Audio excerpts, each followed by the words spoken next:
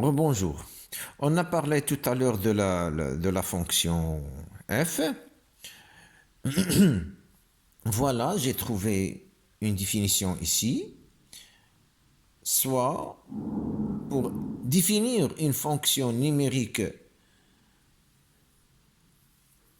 f de R dans R, c'est faire correspondre un nombre réel x à un autre unique nombre réel y, noté f de x. Mais attention, pas forcément de R vers R, pas forcément de R vers R. Ça peut être d'un ensemble E vers R, une partie de R vers R. Regardez ici, on a pris un ensemble E vers F. E est inclus dans R et F aussi est inclus dans R. Mais regardez une petite remarque ici. Quand on dit F est une fonction de R vers R ou bien R dans R, et on note X a pour image Y, on doit ajouter normalement, pas comme ce que j'ai fait ici, on doit ajouter ici un petit trait comme ça, c'est-à-dire f est une fonction de E vers F, X a pour image Y qui est égal f de X. Quand on a fixé le prix de 5 dirhams le kilo, alors X a pour image 5X. Non. Donc on dit que f de X lié à Y est égal à 5X. Et dans les maths, on peut concevoir n'importe quelle expression. Ça peut être ici 5x carré plus 5, ou bien 5x carré plus 5 sur 2, ou bien 5x carré plus 51 sur 2, ou bien 5x carré plus 51 sur 2, le tout au carré, ou bien n'importe quelle expression, puisqu'on est dans les maths, on peut imaginer n'importe quelle fonction. Ça peut être même f de x est égal cosinus de 3x. Pourquoi pas? On a déjà étudié le cosinus et le sinus et aussi la tangente dans la fonction trigonométrique. Donc la fonction, ça peut être de la forme trigonométrique. Très bien. Bon, si vous avez compris ça, on va prendre maintenant l'exemple que j'ai trouvé ici. Si à chaque nombre réel x, on fait correspondre la somme de son carré et de 1, c'est-à-dire la somme de son carré, et on ajoute 1. On définit une fonction f et y égale y ou bien f de x, c'est la même chose. Y est égal f de x est égal x carré plus 1. Ça, c'est un exemple d'une fonction. Aussi, voilà un autre exemple, x plus 1 au carré. Voilà un autre exemple, racine de x. On a souvent l'habitude d'appeler une fonction ou bien de représenter une fonction par le symbole f, et parfois on peut trouver g, et parfois on peut trouver h, parfois on peut trouver d'autres lettres qui représentent une fonction. L'essentiel c'est son expression et non pas le symbole. Très bien, si vous avez compris ça, on va passer maintenant à une chose très importante. C'est quoi? C'est le domaine de définition de cette fonction. Puisque la fonction va être liée et va lier un ensemble E vers un ensemble F, cette fonction-là, quand est-ce qu'elle existe? Il y a une condition d'existence de cette fonction. Il y a une condition d'existence de cette fonction. Très bien.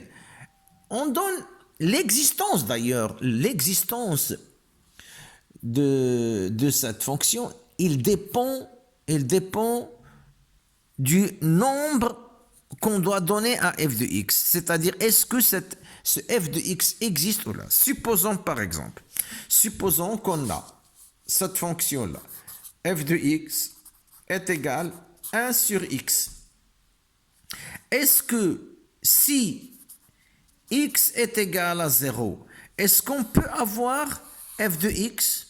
Pas du tout, car 1 sur 0, ça n'existe pas dans R. 1 sur 0 n'appartient pas à R. Donc, si j'ai 0 ici, j'ai ici 1 sur 0 qui est impossible. Donc, je ne dois pas avoir le 0 ici. Donc, ce E-là peut comporter n'importe quelle valeur de R, sauf le 0. Vous pouvez donner un n'importe. Si on donne x est égal à 1, 1 sur 1, 2, 1 sur 2, moins 3, 1 sur moins 3. Pi, 1 sur pi, moins 6,7, 1 sur moins 6,7. Donc, quel que soit le nombre donné à x, on peut trouver son image dans f. Sauf le 0, car on ne peut pas. Donc, on dit que l'ensemble de définition de E, et on le note df, c'est R moins l'élément 0. OK? Et puisqu'on a déjà étudié les intervalles, on peut dire que E, il comporte le nombre de moins l'infini jusqu'à 0 et 0 exclut union 0 plus l'infini. Et ça, c'est le domaine de définition, plutôt. Le domaine de définition de la fonction f. Le domaine de définition de la fonction f. C'est-à-dire f est déterminé dans moins l'infini 0, union 0 plus l'infini. Bon, on va donner d'autres exemples pour comprendre. Supposons que x, f de x, est égal à racine carrée de x. Pour que f existe maintenant, comment doit être x? Normalement, il faut que x soit supérieur ou égal à 0. Car on ne peut jamais avoir la racine d'un nombre négatif. Donc, x doit être supérieur à 0. Très bien. Maintenant, comment on détermine le domaine de définition de la fonction f? C'est-à-dire, quand est-ce que f existe? Je vais écrire le domaine de définition, c'est l'ensemble des x qui appartiennent à R, tel que j'ajoute la condition, tel que f existe. C'est quoi la condition? Tel que f existe. C'est ça la condition. Que signifie ça? C'est l'ensemble des x appartenant à R.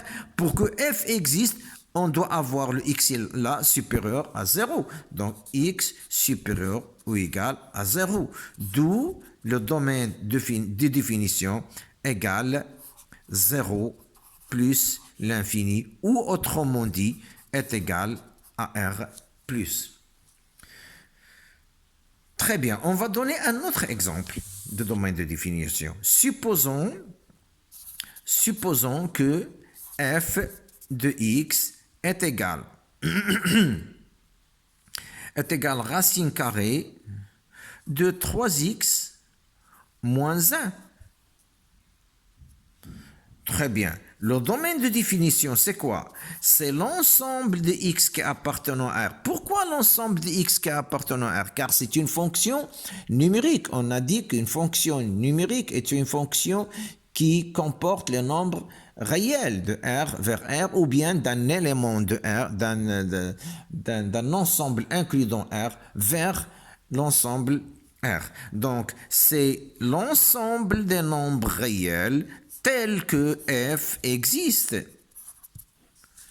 C'est-à-dire quoi? C'est-à-dire l'ensemble des x appartenant à R. Pour que f existe, il faut que ce élément-là soit supérieur ou égal à 0. Donc 3x moins 1 doit être supérieur ou égal à 0. On a 3x moins 1 supérieur à 0, alors x est supérieur ou égal à 1 tiers. Je fais passer 1 ici, ça devient moins 1, 1, et 3 en bas, c'est 1 tiers. Donc x doit être, d'où le domaine de définition. C'est quoi? Et l'ensemble des x, le domaine de définition, c'est quoi? C'est 1 tiers plus l'infini. Et si c'est maintenant supérieur strictement, supposons qu'on a 1 sur, si f de x, par exemple, est égal à 1 sur la racine carrée de 3x moins 1. Remarquons, ici, on a deux conditions. La première condition, il faut que 3x moins 1 doit être supérieur à 0 pour que la racine carrée existe. Et il faut que 3x moins 1 soit différent de 0 pour que le dénominateur ne donne pas 0. Très bien.